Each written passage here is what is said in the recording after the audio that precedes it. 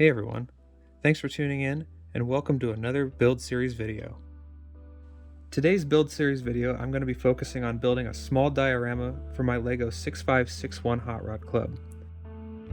This was my favorite childhood set, so I'm excited to make a special display just for this kit.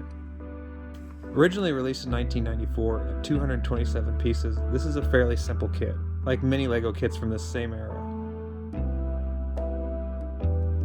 The set contains a small workshop with a variety of tools and accessories. It also contained 3 minifigures, a motorcycle, and even a small refreshment dispenser. Along with the workshop, the kit also came with 2 vehicles. The first of which is this cool black and red model with a full-length chrome exhaust pipes. The next car is a stubby yellow Roadster with period-correct late 80s / early 90s hot rod graphics on the back. I'm also going to be using the 6538 Rebel Roadster kit as well as a custom hot rod I built just for this display. Before I started building, I just had to grab one of my newest Speed Champions kits just to compare it to the LEGO vehicles from 25 plus years ago. While the newer kits are definitely more detailed, I had to laugh at the enormous size differences I saw between the two. To start off the build, I used one 32x32 and one 16x32 base plate. From there, I built up the sidewalls of the diorama with a slight slope at one end to simulate a bit of elevation change. Then I filled the center with support bricks at various heights for both the road system and the surrounding land. Next, I wanted to start on the road. Rather than using plates, I use a sideways brick built method. It takes a little planning to make sure the surface is seamless with the rest of the ground, but the ability to have a smoother road surface and greater control over the pavement line width makes the extra effort worth it in my opinion. I'm using a light gray color for the surface to give the road a more sun-bleached California highway appearance.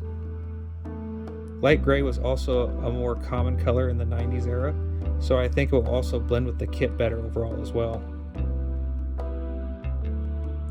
With the road built, I can then place it into the diorama.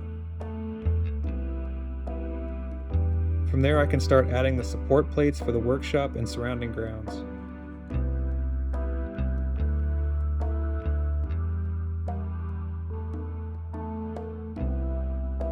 I'm carefully removing the green base from the shop so I can transfer it over to the gray plates, which better match the road surface.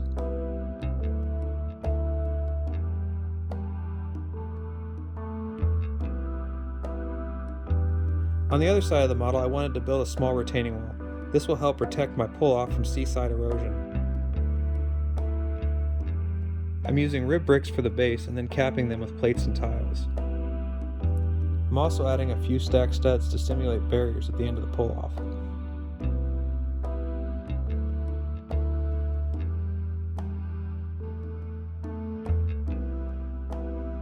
From there I wanted to add a rocky shelf. The area of California coast I want to try and capture with this model is quite steep, with most of the coastal roads being flanked by mountains on one side and rocky cliffs on the other. So the majority of my beach will be made of jagged rocks that fall towards the small sandy section in the far corner of the model. I'm trying to use plates here rather than bricks so I can make the transition less severe, but still give the illusion of a downward slope.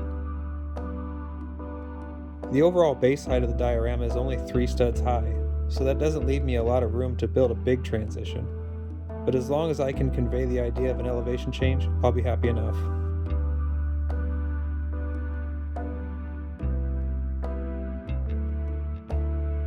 At the far end, I'll add just a touch of sand to convey the idea that there's a beach further down the coastline. I'll also throw in a few sand piles further up the diorama next to the workshop to simulate sand being blown up from the beach by the winds. Lastly, I'll throw in a few bricks and some slope studs at assorted angles just to give the rocks a more jagged and uneven appearance. I'm adding dark gray tiles to the walkways and the shop floor as well, just to add a bit of contrast and to help separate them from the paved sections of road.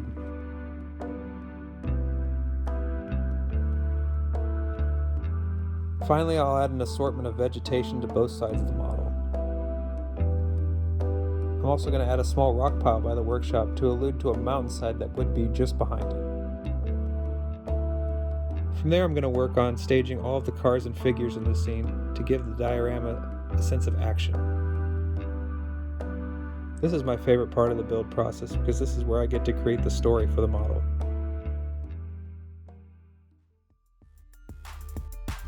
And with that, the model is complete. The final result definitely has that California feel I was hoping to capture. It also gives me some two-lane blacktop / American graffiti vibes, which seems very appropriate for a collection of Lego hot rod models. It kinda also reminds me of Lego catalogs from the 90s era as well. To me that makes it feel more nostalgic, which makes me like this model even more.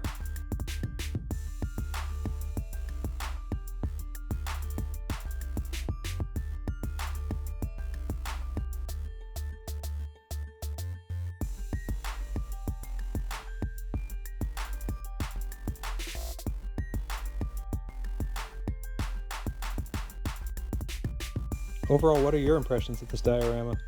Tell me your thoughts in the comments below.